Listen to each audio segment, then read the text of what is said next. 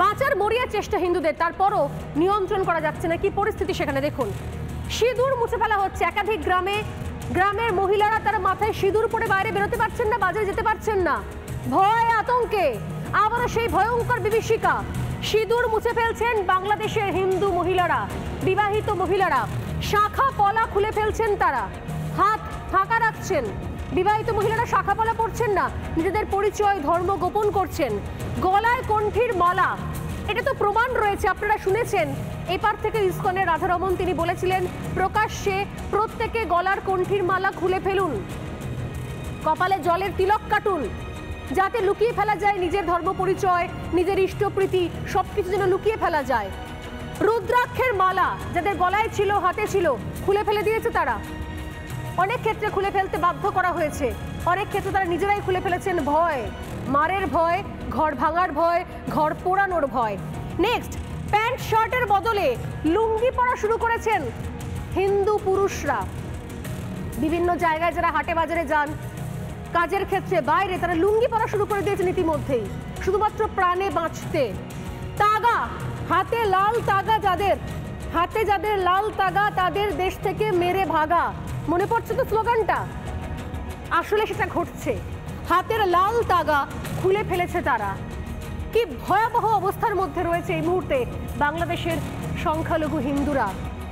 আর এরপর যদি তারেক রহমানের মতো এক শ্রেণীর নিকৃষ্ট শ্রেণীর মানুষ, জানোয়ারের মতো, পশুর মতো তারা এই ধরনের প্ররোচনামূলক কথা বলতে থাকেন, তাহলে বুঝতে পারছেন এই বিদ্বেষ কিরকম ভাবে ছড়িয়ে পড়বে। এই বিদ্বেষের শেষ কোথায় আমি জানি না, কিন্তু এই বিদ্বেষ যেভাবে ছড়িয়ে পড়ছে তাতে আতঙ্কের জায়গা রয়েছে একটাই, যে সত্যি সত্যি বাংলাদেশ হিন্দু শূন্য হয়ে যাবে না তো? এই প্রশ্ন রয়েছে। এই প্রশ্নের সঙ্গে আরো অনেক গুরুত্বপূর্ণ বিষয় রয়েছে, সেগুলো নিয়ে আমি আসবো অতিথিদের কাছে যারা আজকে আমাদের সঙ্গে রয়েছেন।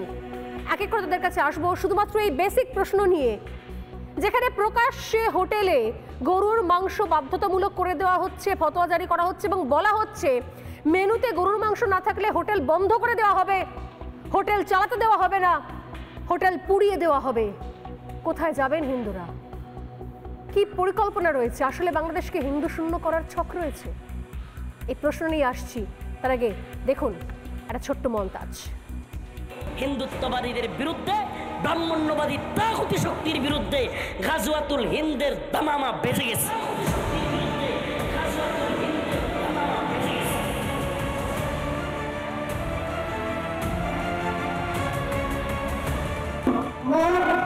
ভারতের সাথে অবশ্যই শত্রুতা চাই না, শত্রুতা চাই, যে অবস্থা শত্রুতা চাই।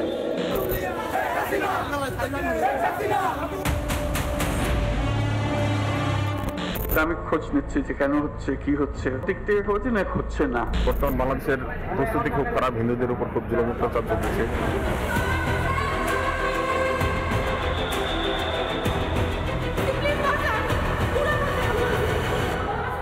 আমরা প্রত্যেকটি বাংলাদেশি নাগরিককে সামরিক ট্রেনিং দিয়ে প্রস্তুত করবো যুদ্ধের জন্য। প্রত্যেকটি ছাত্র যেন রাইফেল চালাতে জানে। নানা ধরনের কন্টেন্ট দেখার জন্য লাইক করুন, শেয়ার করুন আমাদের ফেসবুক পেজ, সাবস্ক্রাইব করুন আমাদের ইউটিউব চ্যানেল। পাশাপাশি অন্যান্য ব্রেকিং নিউজের জন্য অবশ্যই চোখ রাখুন রিপাবলিক বাংলায়।